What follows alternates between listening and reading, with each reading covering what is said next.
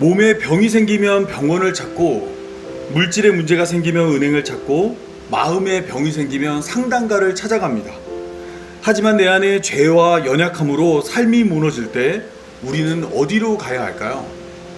세상의 법정에 서면 우리의 죄가 낱낱이 드러나고 그에 따른 심판과 형벌만이 기다립니다. 그러나 공고하고 막막한 사명의 끝자락에서 우리를 부르시는 하나님의 음성이 있습니다. 우리를 살리시는 하나님께서 우리의 피난처가 되어 주십니다.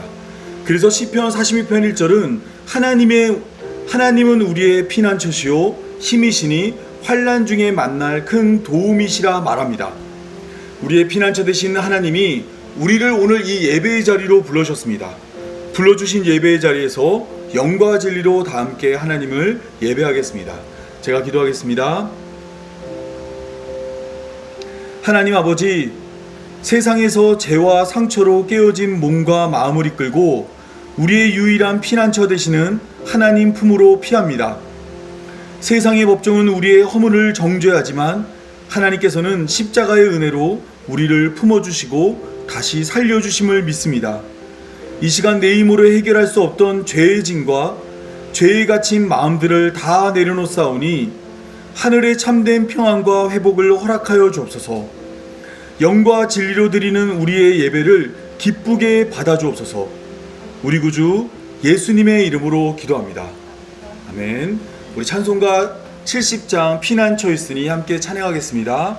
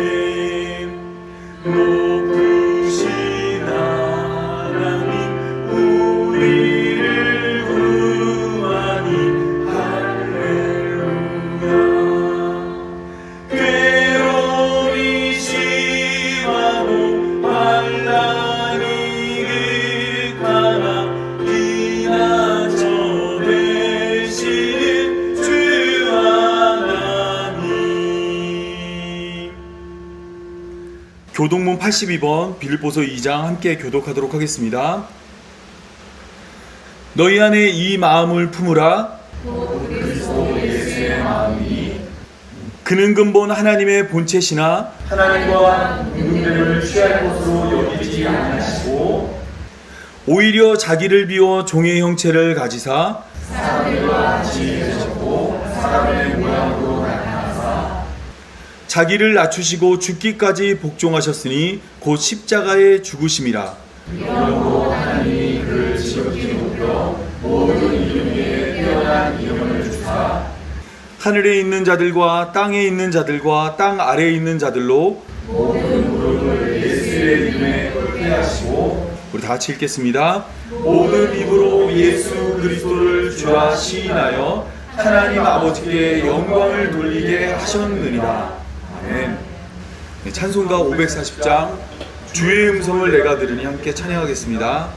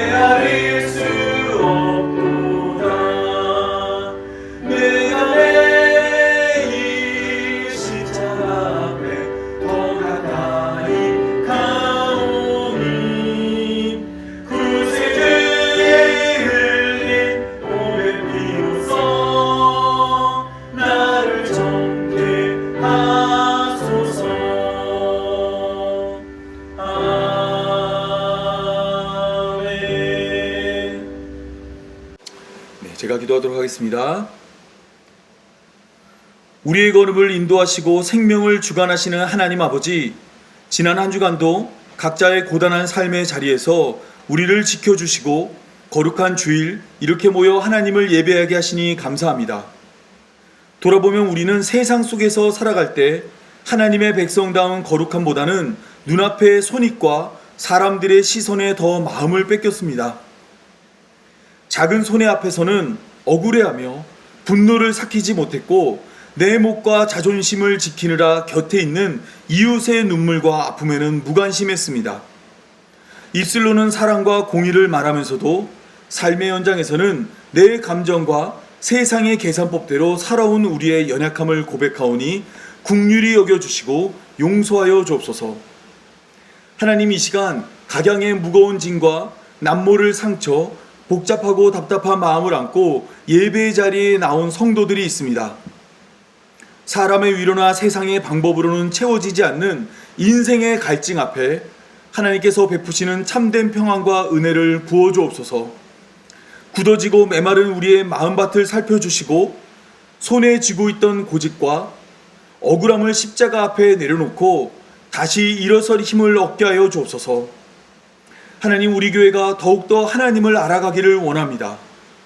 우리의 모든 신앙이 성경에서 시작되게 하시고 성경에서 예수님을 배워 믿음으로 다시 오실 예수님을 기다리는 성도가 되게 하여 주옵소서. 말씀이 육신이 되신 예수님이 우리를 사랑하신 것처럼 서로 사랑하고 허다한 죄를 덮으며 서로 용납하고 응원하고 격려하는 교회가 되게 하여 주옵소서. 이제 하나님의 말씀을 펴서 함께 살펴보려 합니다. 전하는 자의 부족함과 인간적인 생각은 십자가 뒤에 가려주시고 오직 살아서 역사하는 하나님의 말씀만이 온전히 증거되게 하여 주옵소서. 전해지는 말씀을 통해 하나님의 풍성하신 은혜를 배우고 우리의 구원이 오직 하나님의 은혜에 있음을 깨달아 세상의 환난 가운데서도 담대히 살아갈 수 있는 힘을 얻게 하여 주옵소서. 예배의 시작과 끝을 하나님께 의탁합니다. 우리와 함께하여 우리의 예배를 받아 주옵소서. 우리 구주 예수 그리스도의 이름으로 기도합니다. 아멘.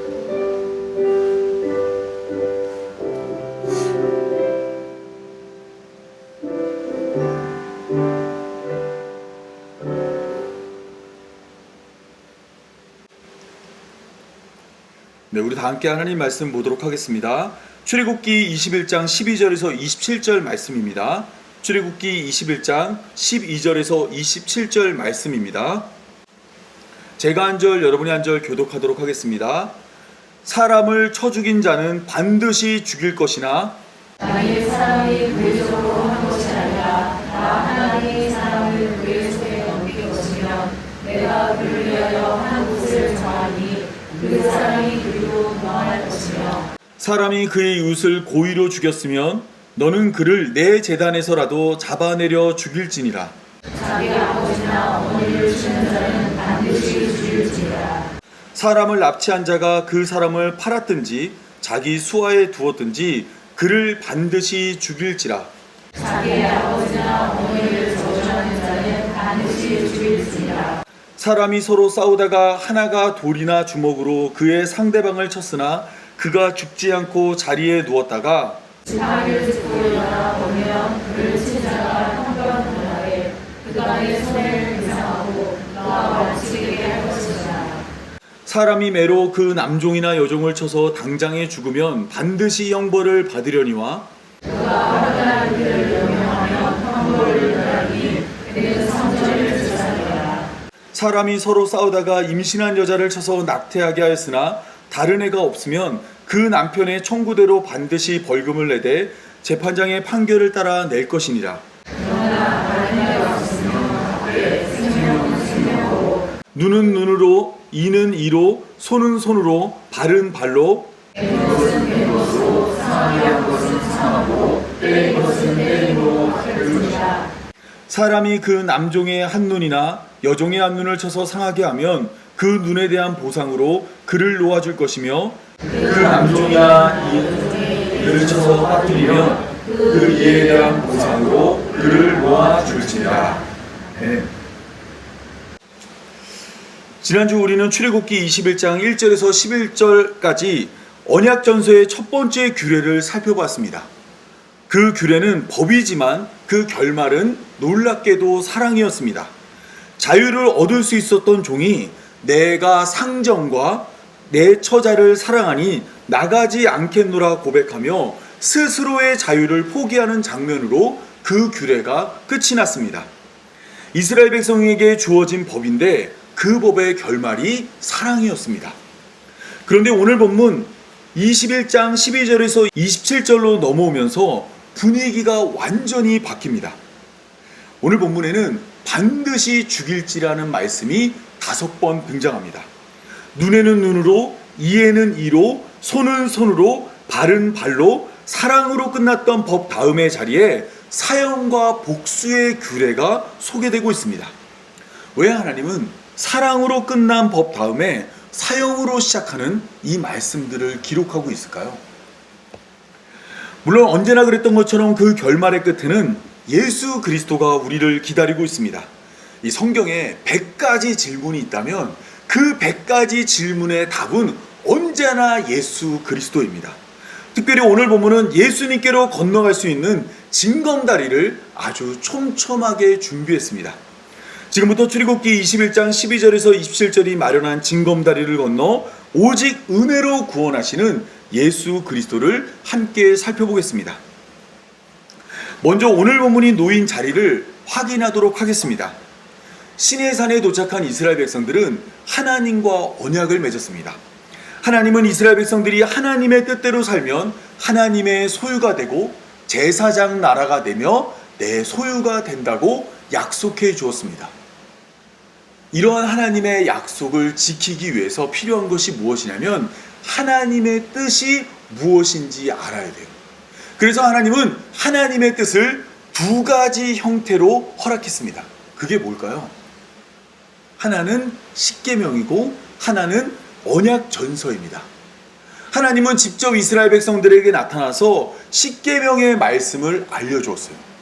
10가지 말씀을 통해서 하나님이 이스라엘 백성들에게 원하는 것이 무엇인지 말해주었습니다.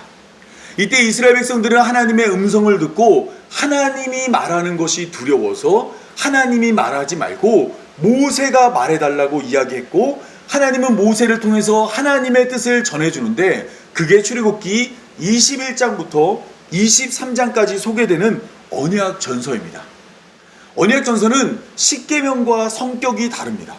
십계명은 하나님이 사람에게 원하는 근본적이고 원론적인 내용들을 다뤄요. 그런데 21장부터 23장까지 전해지는 언약 전서는 사례집이라 그래서 어떠한 일이 일어나면 너희는 어떻게 하고 어떻게 배상하라는 하나님의 말씀이 소개되고 있습니다. 지난 시간 살핀 노예에 대한 규례는 언약 전서의 첫 번째 규례입니다. 노예에 대한 규례를 통해 하나님은 우리의 죄를 대속하기 위해 종의 자리로 내려가신 예수 그리스도를 소개했고, 또한 값없이 거저 종의 자리에서 벗어나는 여종의 이야기를 들려주었습니다. 오늘은 언약전서의 두 번째 규례인 생명과 상해에 대한 규례를 함께 살펴보려 합니다. 이 생명과 상해에 대한 규례는 12절부터 17절까지는 생명에 대한 규례로 고의적인 살인, 과실치사, 부모폭행, 저주, 인신매매 등 사형에 처해야 될 죄들에 대해서 소개하고 있습니다. 그리고 18절부터 27절까지는 이 상해에 대한 규례로 싸움으로 인한 부상, 임산부의 낙태, 신체의 손상, 종을 다치게 했을 때에 대한 처벌과 배상을 소개하고 있습니다. 문학적으로 오늘 본문은 두 가지 형태로 처벌과 보상을 소개하고 있어요. 이 첫 번째는 모트 유마트라는 단어가 나오는데, 이게 어떤 단어냐면 반드시 죽이라는 절대적인 명령입니다. 오늘 본문은 5번에 걸쳐서 반드시 죽이라는 절대적인 명령이 나옵니다. 그런데 여기에는 절대적인 명령만 있는 것이 아니라 우리가 지난 시간에 살펴봤죠. 키와 임이라는 단어를 사용해서 조건을 붙여서 이와 같이 반드시 죽어야 되는 상황 가운데서도 하나님이 살 수 있는 길을 제시하고 있습니다. 이게 어떤 것이냐면, 우리가 하나님이 모세를 통해서 이스라엘 백성들에게 율법을 줬잖아요. 율법은 매우 날카롭게 이스라엘 백성들의 죄를 지적해서 그들의 죄인됨을 드러냅니다. 그런데 이 율법에는 이러한 규정만 있는 것이 아니라 제사 제도가 함께 주어져서 죄로 인해 죽을 수밖에 없는 이스라엘 백성들이 살아날 수 있는 방법을 허락했어요. 그런데 오늘 본문에도 마찬가지로 절대적인 명령과 더불어서 조건 형태의 명령이 소개됨으로써 하나님은 하늘이 무너지는 가운데서 솟아날 구멍을 알려주신다라는 겁니다. 이제 오늘 본문을 따라가면서 그 솟아날 구멍이 어디에서 어떻게 나타나는지 우리 함께 살펴보도록 하겠습니다. 오늘 본문에는 모트 유마트라는 반드시 죽일지라는 명령이 몇 번 나온다 그랬죠? 5번. 그중 첫 번째가 오늘 본문 출애굽기 21장 12절에 나옵니다. 우리 한번 다 같이 한번 읽어볼까요? 출애굽기 21장 12절입니다. 다 같이 읽겠습니다. 사람을 쳐 죽인 자는 반드시 죽일 것이나. 이 12절이 소개하고 있는 말씀은 고의적인 살인을 말하고 있습니다. 이러한 명령은 사실 노아 시대에 이미 주어졌던 명령입니다. 창세기 9장 6절을 보면 하나님은 홍수에서 살아남아 방주 밖으로 나온 노아에게 이런 명령을 하십니다. 다른 사람의 피를 흘리면 그 사람의 피도 흘릴 것이니 이는 하나님이 자기 형상대로 사람을 지으셨습니다. 하나님은 사람을 죽인 자, 사람을 피 흘리게 하면 그 사람의 피도 흘리게 한다고 말하고 있습니다. 이게 어떤 말이냐면 누군가를 죽이면 그 사람도 반드시 죽인다라고 말하고 있습니다. 이런 하나님의 심판은 사회적이거나 윤리적인 이유 때문이 아닙니다. 하나님께서는 왜 사람을 죽인 자를 반드시 죽이겠다고 말하고 있죠? 이는 사람에게 무엇이 있다고요? 하나님의 형상이 있기 때문이라고 말하고 있습니다. 사람을 죽이는 것은 하나님의 형상을 파괴하는 겁니다. 하나님은 사람을 지을 때 사람을 하나님의 형상대로 만드셨고, 이러한 사람을 죽이는 것은 하나님의 형상을 없애는 것으로, 이것은 사람에 대한 범죄가 아니라 누구에 대한 범죄라는 거예요? 하나님에 대한 범죄라는 거예요. 그러니까 단순히 사람 한 명 죽이는 것은 사람과 사람과의 관계가 아니라 하나님이 하나님의 형상을 허락한 사람을 죽였으니까 이것은 하나님과 사람과의 관계에서 범죄한 것이라고 말하고 있는 것입니다. 남자나 여자나 부자나 가난한 자나 피부색과 상관없이 이 땅의 모든 사람은 하나님의 형상으로 지음받은 자들입니다. 따라서 이 땅 가운데 있는 누군가를 죽이는 것, 사람을 죽이는 것은 모두 하나님을 향해 죄를 짓는 것입니다. 그래서 하나님은 오늘 본문에서 무섭도록 사람을 쳐 죽인 자는 반드시 죽일지니라고 말씀하고 있는 것입니다. 이것이 사실 오늘 본문을 푸는 아주 중요한 열쇠입니다. 그러니까 사람에게는 뭐가 있다는 거예요? 네, 하나님의 형상이 있다는 거예요. 우리 여기 있는 모든 성도들 가운데는 각양각색의 모습이 있지만 다 여기에는 누구로부터 이 형상을 물려받은 거예요? 하나님의 형상을 물려받았다라는 겁니다. 하지만 사람을 죽였다고 모든 사람이 죽는 것은 아닙니다. 우리 13절에서 14절을 보면 다 죽어야 되는 게 아니라 죽어야 되는 가운데서 살 수 있는 자가 있다고 이야기합니다. 우리 한번 13절에서 14절 다 같이 한번 읽어보도록 하겠습니다. 만일 사람이 고의적으로 한 것이 아니라 하나님이 사람을 그의 손에 넘겨지면 내가 위하여 한 곳을 정하리니 그가 그리로 도망할 것이며, 사람이 그 이웃을 고의로 죽였으면 너는 그를 내 제단에서라도 잡아내려 죽일지니라. 하나님은 고의로 사람을 죽인 것이 아니면 그를 하나님이 정한 곳으로 보내서 살게 하고, 고의로 사람을 죽였으면 그 사람이 목숨을 부지하기 위해서 하나님의 제단에 나오더라도 그를 잡아 죽이라고 이야기하고 있습니다. 그러면 사람을 죽였을 때 어디로 가야 살 수 있다고 말하고 있어요? 하나님이 정한 곳으로 도망가야 된대요. 근데 그곳에는 누구만 갈 수 있을까요? 고의로 사람을 죽인 사람은 못 가고 부지 중에 살인한 자만 그곳에 갈 수 있다고 이야기합니다. 부지 중에 살인한 자가 보복을 당하지 않도록 하나님께서는 하늘이 무너져도 솟아날 구멍을 마련해 주셨습니다. 이를 따라 부지 중에 사람을 죽인 자는 피해 복수가 시작되기 전 도피성으로 들어가야 됩니다. 도피성에 들어간 자는 그곳에서 생명이 보존될 수 있습니다. 그리고 그곳에서 대제사장이 죽으면 그 사람은 그 사람의 죽음을 대제사장이 대속했다고 해서 그곳에서 나올 수가 있어요. 그러니까 혹시라도 인생을 살다가 실수로 누군가를 죽였어요. 이때 여러분 얼마나 이 사람은 막막할까요? 내가 의도하진 않았지만 누군가를 부지중에 죽임으로 말미암아 그때부터 나는 죽을 수밖에 없는 사람이 되었는데, 이러한 자에게 하나님이 마련한 도피성이 있다는 것은 어떤 의미였을까요? 도피성이 있다는 것만으로도 큰 위로가 되었고, 도피성에 가면 내 생명이 보존될 것이라고 생각을 했습니다. 그러니까 부지 중에 살인한 자에게 도피성은 어떤 것이냐면 그 사람의 생명을 살릴 수 있는 구원 그 자체였습니다. 그런데 이러한 도피성의 모습은 예수 그리스도를 가리키고 있습니다. 예수님은 죄로 인해 죽을 수밖에 없는 자들의 도피성으로 이 땅에 오셨습니다.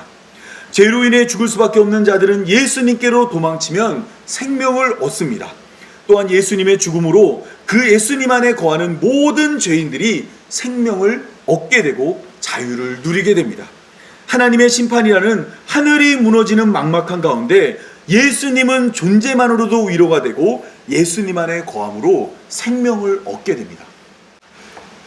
이러한 예수님의 피할 길 되심을 고린도전서 10장 3절은 이렇게 이야기하고 있습니다. 사람이 감당할 시험 밖에는 너희가 감당할 것이 없나니 오직 하나님은 미쁘사 너희가 감당하지 못할 시험을 허락하지 아니하시고 시험을 당할 쯤에 또한 피할 길을 내사 너희로 등이 감당하게 하시느니라 라고 이야기하십니다. 하나님의 시험은 언제나 감당할 수 있는 시험만 주세요. 그리고 그러한 시험이 닥쳤을 때 하나님은 항상 피할 길을 마련해 두십니다. 그러니까 하늘이 무너지는 어려움이 와도 잘 찾아보면 거기에는 솟아날 구멍이 있어요. 그런데 많은 사람들이 그 솟아날 구멍을 세상이 주는 방법으로 오해합니다. 시험을 당할 때 세상이 제시하는 길로 도망친 자는 어떻게 되냐면 더 큰 수렁에 빠지게 돼요. 거짓을 들키지 않기 위해 다시 거짓을 말하고 감당할 수 없는 빚을 잠깐 갚기 위해서 더 큰 돈을 빌립니다. 다가오는 어려움을 직면하기 싫어서 어려움이 다가올 때 질끈 눈을 감아버려요. 그러면 세상의 어려움과 시험은 어떻게 올까요? 눈덩이처럼 커지고 커지고 커져서 어느 순간 나를 짓눌러서 도저히 나를 일어날 수 없게 만드는 겁니다. 그러니까 어려움이 다가왔을 때 거짓이나 다른 빚이나 아니면 눈을 감아버리고 그 자리에 주저앉는 것은 아무것도 문제를 해결하지 못해요. 그러면 이 무너지는, 하늘이 무너지는 이러한 어려움이 왔을 때 우리는 어디를 바라보고 어디로 도망쳐야 될까요? 하나님께서 마련하신 피할 길이신 예수님에게로 도망쳐야 합니다. 예수님에게 도망친다 그래서 이 내 빚이 사라질까요? 나의 거짓말했던 게 없어질까요? 이 어려움이 나를 괴롭히는 것이 사라질까요? 그렇지 않습니다. 성경은 분명히 이러한 어려움들로 인해서 나에게 환난이 찾아온다고 이야기합니다. 그러나 그 환난은 나를 잠시 감옥에 가둘 수도 있고 괴로움에 가둘 수도 있고 또한 나를 슬프고 아픔 가운데 넣을 수 있지만 나를 영원한 지옥에는 넣을 수 없습니다. 우리가 예수님을 바라볼 때 이 어려움들은 결국에는 지나고 우리는 예수님이 인도하는 하나님 나라에 이룰 수 있게 되는 것입니다. 삶을 살다 보면 누구나 어렵고 힘든 일을 맞이하게 마련입니다. 그때마다 세상의 손을 잡는 자는 결코 시험에서 자유로울 수 없습니다. 이 자갈밭에서 자전거를 타면 어떨까요? 계속 덜그럭거리고 넘어질까 노심초사하게 되죠.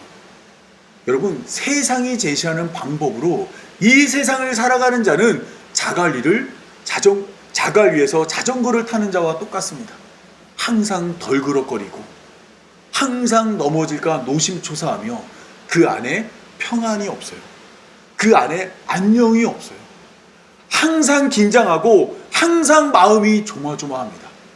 그러나 이러한 어려움 가운데 예수 그리스도께 피하는 자는 환난을 당하나 담대할 수 있습니다. 왜 그럴까요? 예수님께서 이미 세상을 이기셨기 때문입니다. 여기서는 가난할 수 있어요. 여기서는 높이 오르지 못할 수 있어요. 여기서는 넘어질 수 있어요. 다 잃을 수도 있어요. 벌거벗겨질 수도 있어요. 그러나 이것들은 잠깐입니다.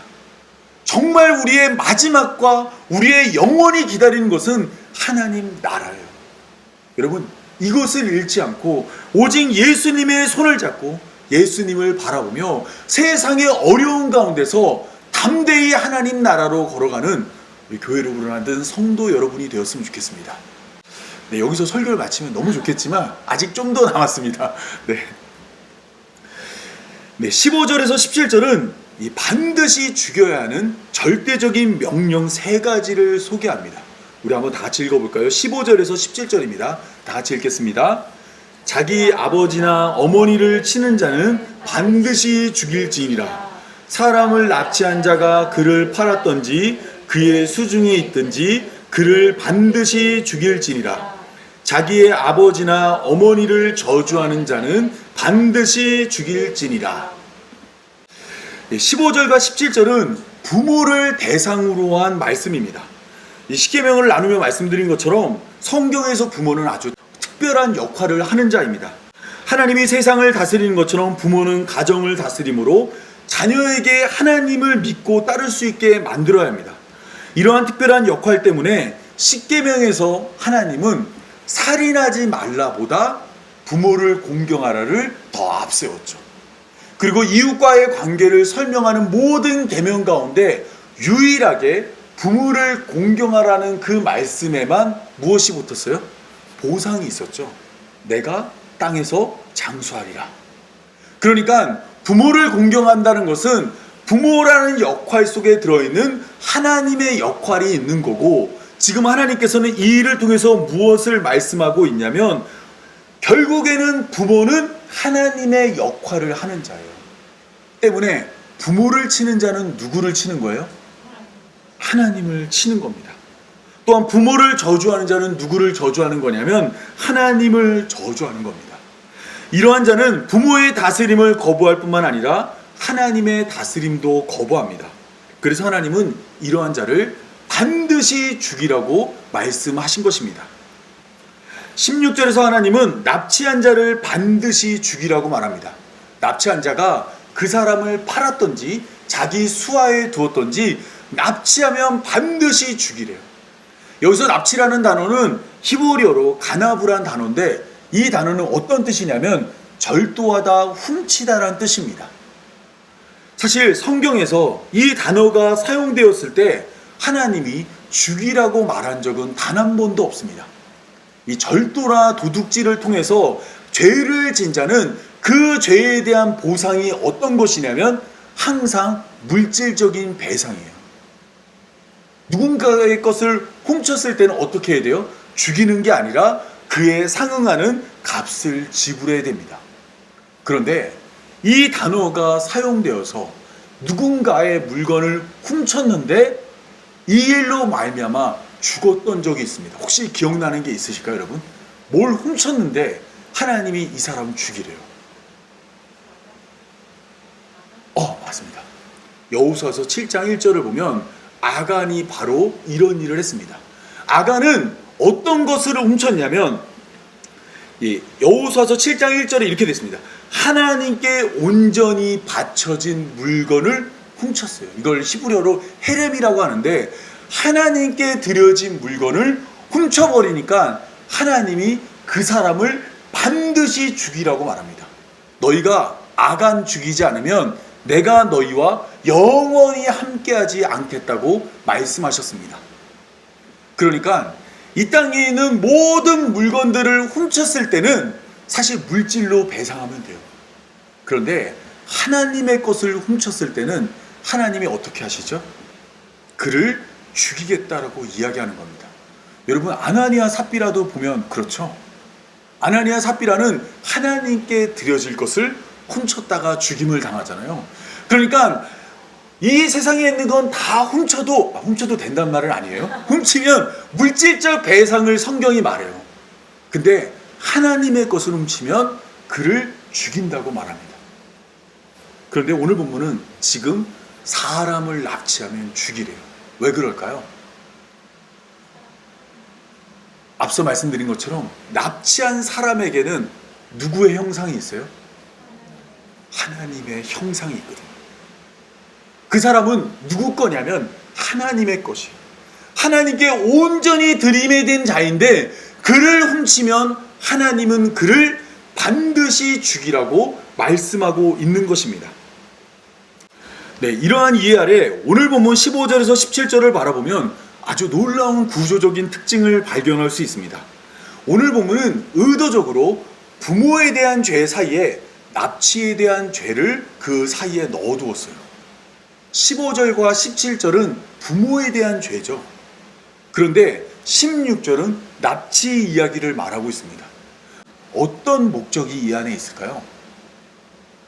여러분 잘 생각해 보시면 여기에 나와 있는 세 가지 죄는 아주 특별한 공통점이 하나 있습니다. 이 죄들은 누군가를 죽여서 죽음에 이르는 죄가 아니에요. 그쵸? 부모를 때리고 부모를 저주하고 누군가를 납치한 일로 하나님이 이 사람을 반드시 죽이라고 말하고 있어요. 보통 이 정도 되면, 이러한 죄 정도면 물질적으로 배상하거나 그에게 형벌을 내리는 것이 합당할 것 같은데, 하나님은 이들을 반드시 죽이라고 말하고 있습니다. 왜 이러한 모습을 보여주고 있을까요? 사람들은 부모와 사람을 납치하는 것을 사람에게 지은 죄로 생각해요. 근데 앞서 말씀드린 것처럼 이 죄들은 다 누구에 대한 죄라고요? 하나님에 대한 죄들입니다. 부모는 하나님의 역할이고 사람 안에는 하나님의 형상이 있다는 겁니다. 그래서 오늘 본문은 이와 같이 사람에 대한 죄를 엄히 다루면서 이들 안에는 하나님의 역할과 하나님의 형상이 있고 이것을 깨트리고 파괴하는 자를 하나님이 심판하겠다고 말하고 있는 거예요. 그래서 이것들을 하나로 묶어서 볼 수 있게 문학적으로 이 두 개의 이야기 사이에 하나의 이야기를 집어넣으신 것입니다. 이러한 이해가 예수님의 말씀 가운데서도 나타납니다. 마태복음 5장 22절에서 예수님은 나는 너희에게 이르노니 형제에게 노하는 자마다 심판을 받게 되고 형제를 대하여 라간하는 자는 공회에 잡혀가게 되고 미련한 놈이라는 자는 지옥불에 들어가게 된다 말씀하였습니다. 형제에게 화만 내도 심판을 받는데요. 또 형제에게 라가라 하면 공회에 잡혀가네요. 여기서 라가가 뭐죠? 바보. 바보라는 말만 해도 잡혀간다라는 겁니다. 그리고 미련한 놈이라는 자는 지옥불에 들어간다라고 이야기합니다. 왜 이렇게 하셨을까요? 사람에게는 하나님의 형상이 있기 때문입니다. 세상 사람들은 사람들을 굉장히 값어치 여기고 쉽게 대하지만 예수님은 각 사람 안에 있는 하나님의 형상을 보고 그 형상을 향해서 화를 내거나 그 형상을 향해서 바보나 미련하다고 말하는 자를 심판하겠다고 말씀하고 있는 것입니다. 이뿐 아닙니다. 마태복음 18장 5절에서 예수님은 내 이름으로 이런 어린아이 하나를 영접하면 곧 나를 영접함이라고 이야기해요. 여기서 말하는 어린아이는 예수님께 나올 만한 자격이 없는 어린아이예요. 그런데 이 어린아이는 자격이 없지만 예수님은 어린아이 안에 있는 하나님의 형상을 보았습니다. 그래서 이 어린아이 하나를 영접하면 누구를 영접한 거로 보시겠다고요? 그렇죠. 예수님 영접한 거로 보시겠대요. 어린아이와 예수님을 동일한 높이에 갖다 놓으신 것입니다. 이뿐이 아닙니다. 마태복음 25장 40절을 보면 마지막 심판날에 하나님이 지극히 작은 자에게 하나에게 한 것을 자신에게 한 것으로 여기겠다라고 이야기합니다. 하나님은 많은 사람들 가운데서 지극히 작은 자 하나마저도 누구로 여기시겠다는 거예요? 하나님과 같은 자로 여기시겠다라는 겁니다. 이것은 하나님이 사람을 어떻게 이해하고 있는지를 보여주고 있습니다. 하나님에게 사람은 아주 특별한 존재입니다. 모든 피조물 가운데 하나님께서는 유일하게 사람에게만 하나님의 형상을 허락했습니다. 때문에 사람을 때리고 저주하고 납치하는 것은 하나님을 때리고 하나님을 저주하고 하나님을 납치하는 걸로 보시겠다라는 거예요. 그러면 오늘 우리의 이웃들을 한번 돌아보시고 우리의 가족들을 한번 돌아보시기 바랍니다. 지금 우리는 누구를 대하고 있냐면 하나님을 대하고 있습니다. 그 하나님을 어떻게 우리는 대하고 있을까요? 실수나 잘못이 있다 그래서 손가락질하고 있는데 사실 그 사람 안에는 뭐가 있어요? 하나님의 형상이 있는 거예요. 하나님께서는 나에게 어떠한 사랑을 베풀었냐면 우리의 허다한 죄를 다 덮어 사랑해 주었는데 우리는 내 이웃이나 내 친구나 아니면 함께하는 자들의 허물이 보이면 손가락질하고 비난하고 욕하고 때리고, 이것은 그에게 내가 무엇을 하고 있다는 거예요? 하나님을 때리고 비난하고 괴롭히고 있다라는 겁니다. 성경은 분명히 지극히 작은 자에게 한 것을 내게 한다 그랬어요. 우리 주변에 하나님이 너무나 많은 것입니다. 하나님께서 지극히 작은 자로 우리를 찾아오셨어요. 근데 우리가 냉대하고 우리가 손가락질하고 우리가 비난한 겁니다. 이것은 예수님이 오늘 이 땅에 나타나도 똑같이 우리가 예수님을 십자가에 못 박는 죄인이라는 것을 보여주는 거예요. 우리는 여전히 부족하고 여전히 모자른 자입니다. 때문에 오늘 이 말씀을 통해서 하나님이 어떻게 죄인들을 바라보시고 하나님이 어떻게 사람들을 대하시고 있고 어떻게 그들을 사랑하고 어떻게 이해했는지를 바라보며 우리 역시 우리 주변의 사람들을 그렇게 사랑하고 이해하고 덮는 성도 여러분이 되었으면 좋겠습니다. 지금까지 하나님은 죽음에 이르는 죄에 대해서 말씀하였습니다. 그런데 지금 18절부터는 조금 양상이 바뀝니다.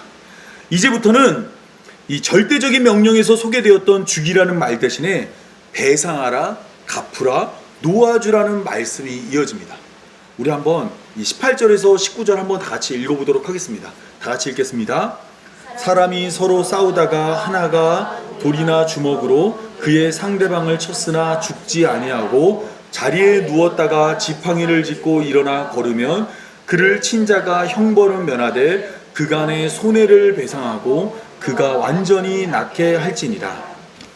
하나님은 두 사람의 싸움을 소개하고 있습니다. 두 사람이 싸우다가 돌이나 주먹으로 상대방을 쳤습니다. 왜 돌이나 주먹으로 쳤단 말을 할까요? 칼이나 창으로 쳤으면 이건 고의적인 살인이죠. 근데 돌이나 주먹으로 쳤으면 어떤 살인이냐면 이 부지 중에 욱하는 우발적인 싸움이 됐고 우발적인 폭력이라는 겁니다. 이러한 우발적인 폭력으로 사람을 다치게 했을 때 피해자가 자리에 누웠다가 지팡이를 짚고 일어나 걸으면 가해자는 형벌을 받지 않습니다. 대신 그동안 그가 입었던 피해를 다 보상해야 되고 뿐만 아니라 그가 완전히 나을 수 있도록 그를 도와야 합니다. 이처럼 하나님은 모든 폭력을 동일하게 다루지 않습니다. 고의로 폭력을 한 것과 우발적인 폭력을 나누시고 또한 이 가운데서 그 사람이 회복이 됐는지 회복이 되지 않았는지도 살피십니다. 이를 통해 알 수 있는 것은 하나님이 회초리를 들고 죄인을 무작정 심판하는 분이 아니라는 것을 알 수 있습니다. 하나님은 택한 자들이 자신의 잘못을 돌이켜 하나로 회복되는 것을 원합니다. 그래서 가해자의 징계를 피해자의 회복에 둔 거예요. 그러니까 때렸는데 이 사람이 일어나면 형벌을 면하게 해준다 그랬어요. 근데 일어날 때 벌떡 일어나는 게 아니라 지팡이라도 짚고 간신히 일어나기라도 하면 형벌을 면해준다는 거예요. 그러면 제가 만약에 죄인인데 우발적으로 너무 화가 나서 돌을 들어서 누군가를 때렸어요. 근데 이 사람이 쓰러졌어요. 이때부터 저는 어떤 마음을 가질까요?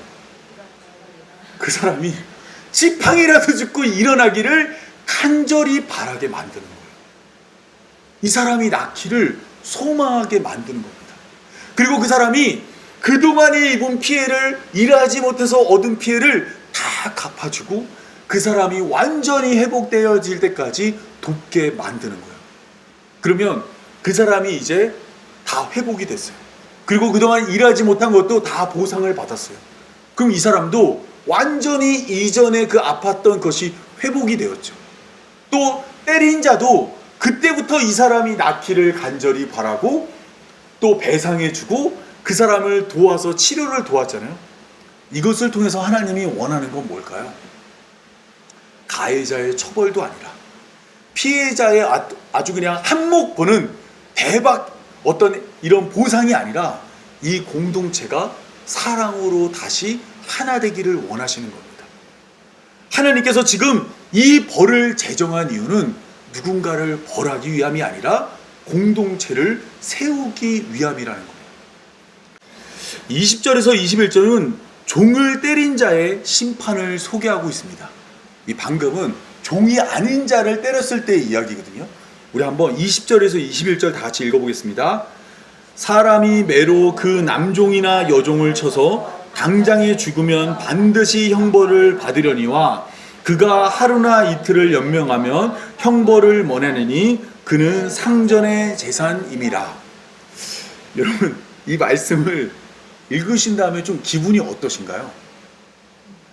좀 이상하지 않으세요? 왜냐면 이 종이 아닌 자는 지팡이라도 짚고 일어나서 회복이 되면 형벌을 면해주는데, 지금 종을 때린 사람은 어떻게 하면 회복이 돼요? 때렸는데 하루나 이틀이나 죽지만 않으면 돼요. 이 너무 차별적으로 보이지 않나요? 하나님께서는 종을 너무 하대하는 것처럼 보이지 않나요? 그런데 사실은 계속해서 우리가 본문의 내용을 읽다 보면 그렇지 않음을 알 수 있습니다. 하나님께서 이러한 기준이라, 방금 말씀하셨던 이 기준에는 어떤 것이 전제로 먼저 주어졌냐면, 주인이 종을 쳐서 먼저 죽이면 어떻게 된다고 말씀하고 있죠? 형벌을 받아야 된대요. 이것이 먼저 전제예요. 종을 때렸는데 종이 죽으면 주인이 형벌을 받습니다.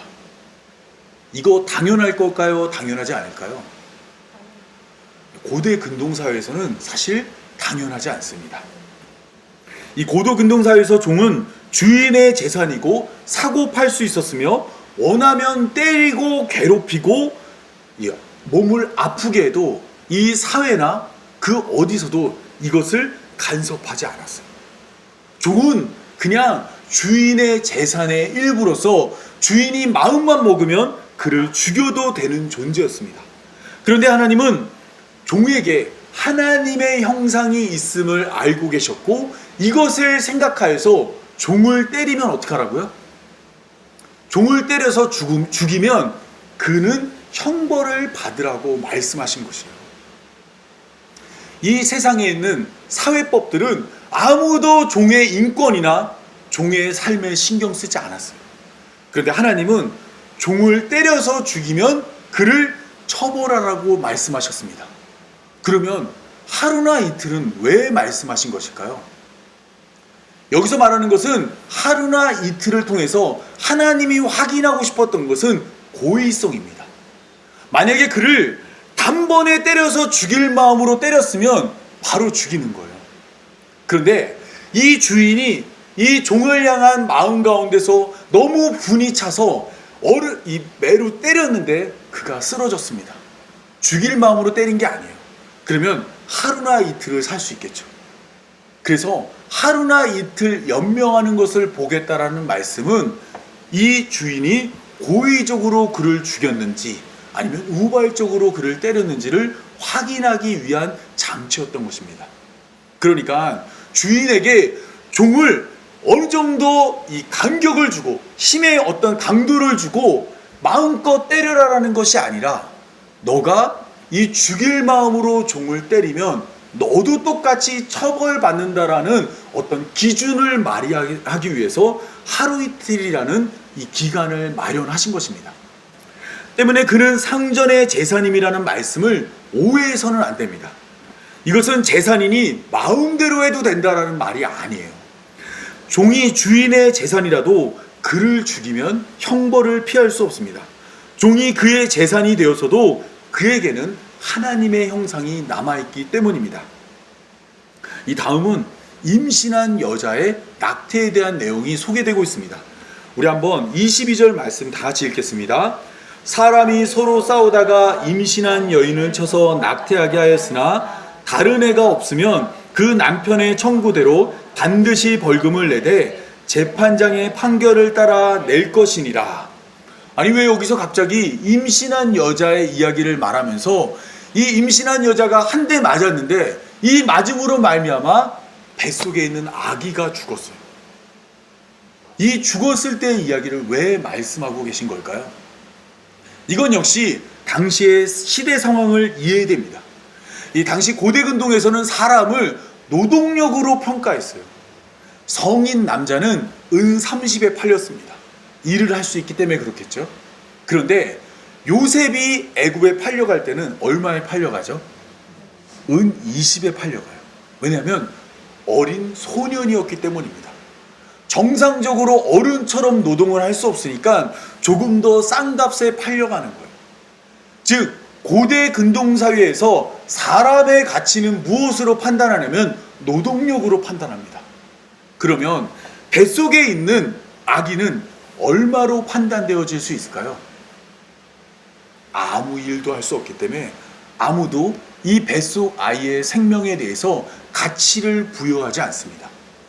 그런데 하나님은 이와 같은 세상 속에서 어린아이마저 뱃속에 있는 어린아이가 죽으면 그에 대해서 배상해야 된다라고 이야기하고 있습니다. 이것은 하나님은 뱃속에 있는 어린아이마저 하나님께서 귀한 생명으로 보고 계시고 그 안에도 하나님의 형상이 있음을 말해주고 있습니다. 이때 그 배상액은 누가 결정할까요? 여기 말씀을 보면 그의 남편의 청구대로 벌금을 내대라고 되어 있어요. 남편은 얼마를 청구하고 싶을까요?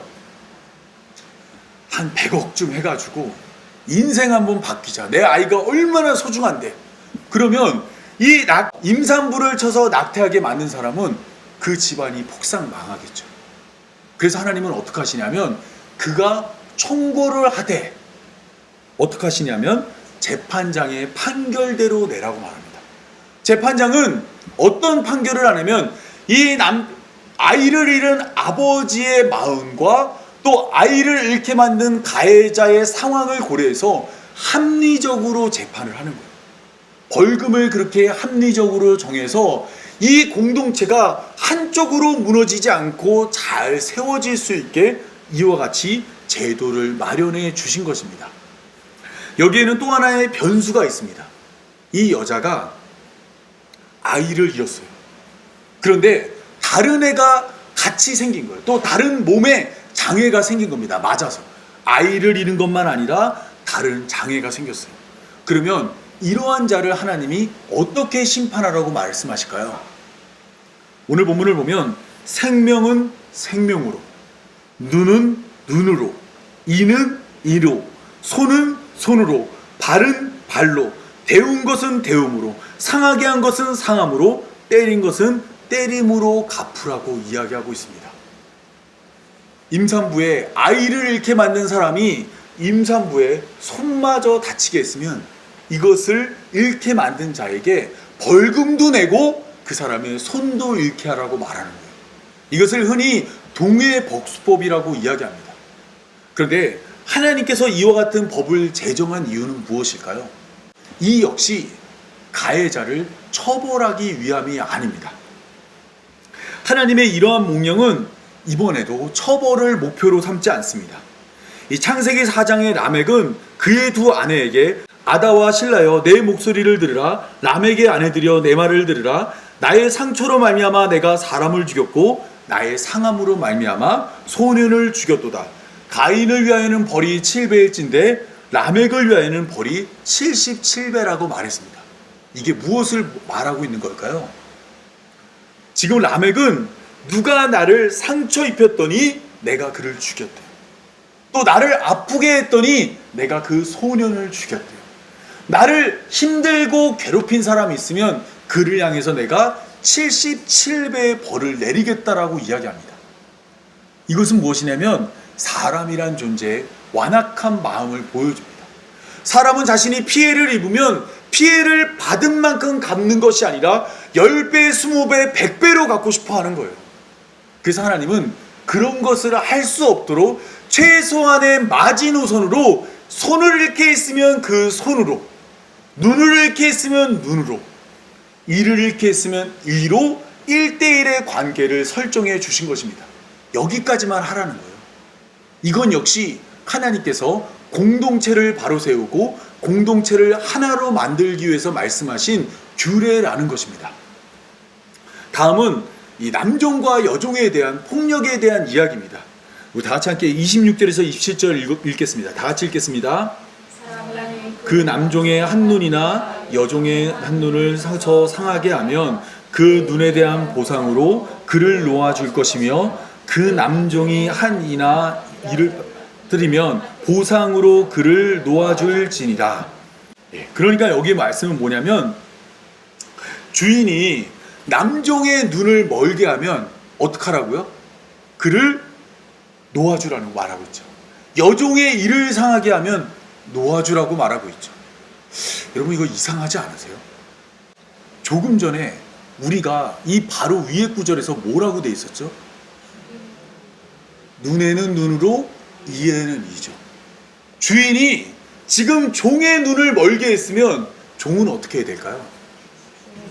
주인의 눈을 멀게 해야 되겠죠. 여종의 이를 빠뜨렸으면 주인의 이도 빠뜨려야 되겠죠. 근데 하나님은 그런 명령을 하시지 않고 어떻게 하시냐면 남종을 때려서 남종의 눈을 다치게 했으면 놓아주라는 거예요. 여종을 때려서 여종의 이를 빠뜨렸으면 놓아주라라고 말하고 있습니다. 왜 이렇게 말씀하고 계신 걸까요? 여러분 잘 생각해 보세요. 지금 여러분이 종이에요. 주인한테 한 대 맞아가지고 눈을 실명했어요. 그래서 여러분이 가서 주인의 눈을 멀게 할 수 있는 권리가 생겼어요. 이 권리를 행사하는 게 좋을까요? 아니면 자유의 몸이 되는 것이 좋을까요? 자유의 몸이 되는 것이 훨씬 더 좋은 일이죠. 마찬가지로 이를 빠뜨렸을 때도 주인의 이 하나 빠뜨린다고 해서 달라지는 게 없어요. 이 일로 말미암아 자유를 얻는 것이 훨씬 더 좋은 일입니다. 그리고 만약에 여러분이 눈을 하나 다쳐서 주인의 눈을 가서 이번엔 제 차례입니다 주인님 하고 주인의 눈을 세게 때려가지고 멀게 만들었어요. 그 다음날 주인이 어떻게 할까요? 그 종을 아주 머리를 잘 써가지고 우리가 흔히 얘기하는 법꾸라지처럼 하루나 이틀을 연명하게 만든 다음에 죽일 수 있겠죠. 이 말씀대로라면 복수의 사슬이 끊어지지 않는 겁니다. 눈에는 눈, 이에는 이가 여기에서 적용됐다면 어떤 일이 벌어졌냐면 계속해서 오른쪽 눈을 멀게 하면 주인의 오른쪽 눈을 멀게 하고 주인은 화가 나서 왼쪽 눈을 멀게 하면 또 주인의 왼쪽 눈이 멀게 되고 이번에는 팔, 이번에는 다리, 이번에는 머리 어디든지 계속해서 반복되므로 이 복수가 끊이지 않는 거예요. 그런데 주인이 종을 때려서 눈을 멀게 한 뒤에 풀어줬어요. 그럼 어떤 일이 벌어질까요? 복수의 사슬이 끊어지는 겁니다. 여기서부터는 미움과 다툼과 갈등이 끊어지고 거기에는 생명이 있고 거기에는 자유가 나타나게 만드는 겁니다. 그래서 하나님께서는 지금 법을 정하실 때 어떻게 정하셨냐면 종을 때려서 종을 다치게 하면 내보내라는 거예요. 여러분 그러면 주인이 종을 함부로 때릴 수 있을까요? 종을 때렸는데 종이 죽어요. 그러면 내가 죽게 생긴 거예요. 종을 때렸는데 종이 다쳐요. 그러면 종을 놓아줘야 돼요. 하나님의 말씀대로면 이 종이 보호받을 수 있고 또 하나님의 말씀대로라면 6해만 지나면 이 종은 어떻게 돼요? 그 집에서 자유를 얻을 수 나갈 수가 있는 거예요. 여러분 이처럼 하나님은 이 종의 관계를 이 종을 어떻게 보호하고 있는지 우리에게 이와 같이 말해주고 있는 것입니다. 지금까지 나눈 내용들을 정리해 보겠습니다. 이 18절에서 19절에서 하나님은 가해자가 피해자의 회복을 책임지게 하셨습니다. 그리고 20절에서 21절에서는 종이라 할지라도 재산이라는 그 신분조차 함부로 죽일 근거가 되지 못하게 생명을 보호하였습니다. 22절에서는 태중의 아이까지 생명으로 여기셨고 23절에서 25절에서는 피해를 입은 만큼 갚게 하여 복수가 큰 복수로 이어지지 않게 하였습니다. 그리고 26절에서 27절에는 눈에는 눈으로 갚는 대신 종을 놓아줌으로 폭력의 관계 그 자체를 끊어버리게 하셨습니다. 이와 같이 하나님은 오늘 우리에게 이러한 법을 주셨는데 이 법은 처벌을 위해서 주어진 게 아니에요. 공동체를 세우기 위해서 주어진 겁니다. 가해자와 피해자의 마음을 살펴서 그들이 하나가 돼서 하나의 공동체로 세워지기를 원하셨더라는 겁니다. 그런데 문제는 무엇이냐면 이스라엘 백성들이 이러한 하나님의 법에도 불구하고 살인과 폭력을 멈추지 못했습니다. 눈은 눈으로 이는 이로 하는 정교한 하나님의 경계선조차 사람 속에서 타오르는 그 복수의 마음을 제어하지 못했습니다. 하나님은 담장을 세웠지만 사람들은 그 담장을 넘어 서로 찌르고 상하게 했습니다. 법은 손을 붙잡을 수는 있지만 마음을 붙잡지는 못한 것입니다. 그래서 히브리서 10장 1절은 이렇게 말합니다. 율법은 장차 올 일에 좋은 일의 그림자일 뿐이요 참형상이 아니므로 해마다 드리는 제사로 나오는 자들을 언제나 온전하게 할 수 없다라는 거예요. 하나님께서 율법으로 이와 같은 제도를 주었지만 그것으로 사람은 온전하게 되지 못했습니다. 그러면 어떻게 해야 될까요? 그림자가 안 되면 몸이 와야 되겠죠. 그래서 예수님이 이 땅에 오셔서 우리의 죄를 대속하기 위해 예수님이 율법이 말한 것을 넘어 은혜의 새 세상을 여신 것입니다. 그래서 예수님이 마태복음 산상수훈을 통해 이렇게 말씀하십니다. 또 눈은 눈으로 이는 이로 갚으라 하였다는 것을 너희가 들었으나 나는 너희에게 이르노니 약한 자를 대적하지 마라. 누구든지 내 오른편 뺨을 치거든 왼편도 돌려대라고 이야기합니다. 여기서 눈에서 눈으로 말하고 있는 이것이 잘못됐다라는 게 아니에요. 근데 이렇게 되면 복수가 끊이지 않습니다. 예수님은 이 복수를 멈추는 방법이 무엇이냐면 오른편 뺨을 맞으면 왼편도 돌려대라는 겁니다. 원래는 오른편 뺨을 맞으면 나한테 어떤 권리가 생길까요?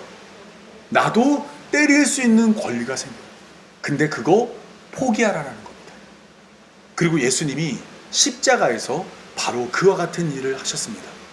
예수님은 사람들에게 잡히셨고 또한 십자가를 지고 골고다로 가셨으며 예수님의 손과 발이 십자가에 못 박혔습니다.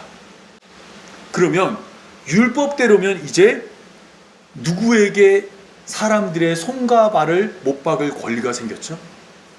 예수님에게 바로 그러한 권리가 생겼죠. 이번에는 예수님 차례입니다. 그런데 예수님은 십자가에서 자신의 손과 발이 못 박혔을 때 손은 손으로 발은 발로 그들에게 복수할 수 있는 권리가 있었지만 그 권리를 포기하시고 뭐라고 말씀하셨냐면 아버지여 저들을 사하여 주옵소서. 용서를 선택하신 거예요. 자신의 권리를 내려놓으신 거예요.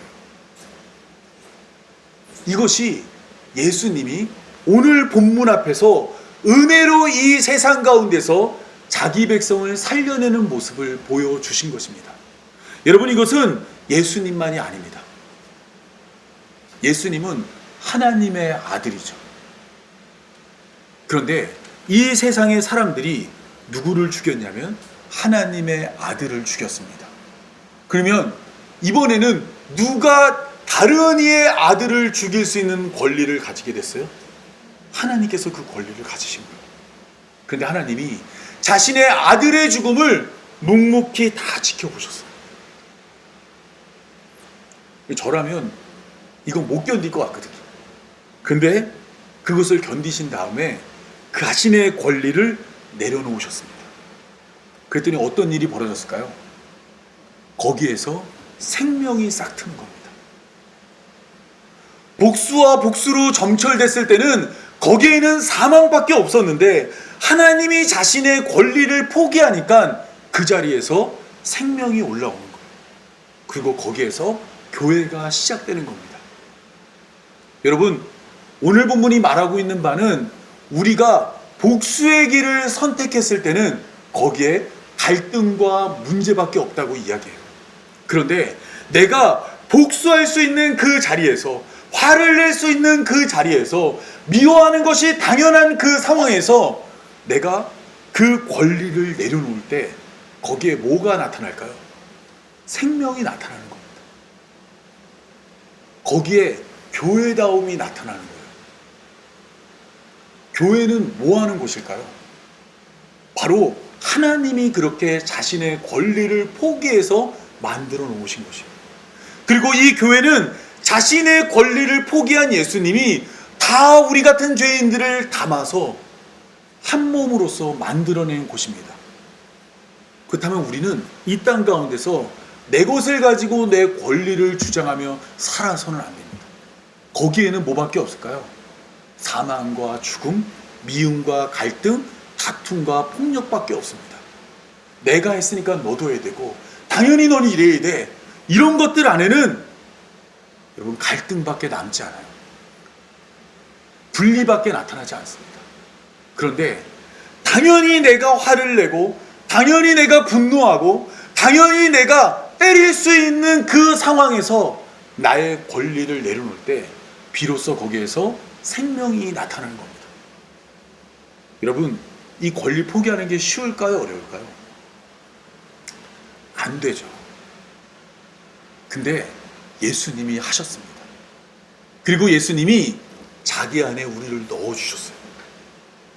우리는 1만 달란트를 이제 탕감받았습니다. 이제 우리에게 남은 것은 100데나리온을 용서하며 예수님이 우리를 사랑하신 것처럼 서로 사랑하며 살아가는 것입니다. 이것이 안 되고 힘들고 어려울 때 세상에 있는 간증이나 사람들의 이야기는 들으면 안 돼요. 너무 수가 낮아요. 예수님이 어떻게 우리를 사랑하셨고 어떻게 건져내셨고 어떻게 그 권리들을 포기하셨는지를 바라보며 우리도 나에게 주어져 있는 당연한 권리들을 내려놓고 생명을 싹트게 하는 교회로 부름받은 성도가 되기를 바랍니다. 오늘 설교 제목이 혹시 뭔지 아세요? 복수는 복수를 낳고 예수님은 교회를 낳으신다입니다. 예수님처럼 당연한 권리를 내려놓고 생명을 싹트게 하는 교회로 부름받은 성도가 되길 바라며 제가 기도함으로 오늘 말씀 맺겠습니다. 하나님 아버지, 오늘 말씀을 통해 생명으로 갚아야 할 우리의 죄를 예수 그리스도의 생명으로 대신 갚아주시는 은혜를 깨닫게 하시니 감사합니다. 우리는 늘 작은 손해에도 억울해하고 분노하며 대갚아주려고 했던 연약한 자들입니다. 이제 갚을 수 있는 권리가 내 손에 있을 때마다 그 권리를 스스로 내려놓으신 예수님의 십자가를 바라보게 하여 주옵소서. 복수가 복수를 낳는 세상 속에서 서로를 품고 용납함으로 생명을 낳는 거룩한 교회가 되게 하여 주옵소서. 이번 한 주간 상처보다 더 큰 은혜를 기억하며 사랑으로 살게 하여 주옵소서. 우리 구주 예수 그리스도의 이름으로 기도합니다. 아멘. 우리 찬송가 384장 나의 갈 길 다가도록 함께 찬양하겠습니다.